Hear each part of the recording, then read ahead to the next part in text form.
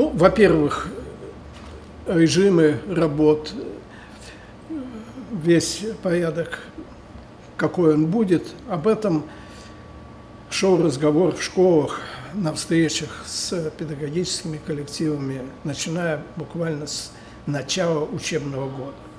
Далее, в феврале месяце у нас прошли репетиционные экзамены, в котором по обязательным предметам участвовало фактически почти 100% выпускников текущего года. Эти экзамены проходили тоже в режиме уже предельно приближенном к сегодняшнему, за исключением камер видеонаблюдения, которые к тому моменту еще не были установлены. То есть и учителя, которые готовили своих учеников, и сами ученики, для них это вот нынешние условия сдачи никак не являются неожиданностью.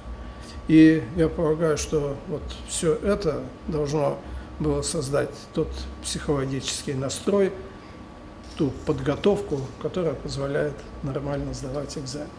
Главное, на мой взгляд, работа это дома, успокоить сына или дочь, сказать, что все будет нормально, даже если вдруг будет неудовлетворительная оценка, но это никак не катастрофа. И вот с таким спокойным настроением, с уверенностью в своих силах нужно идти на этот экзамен.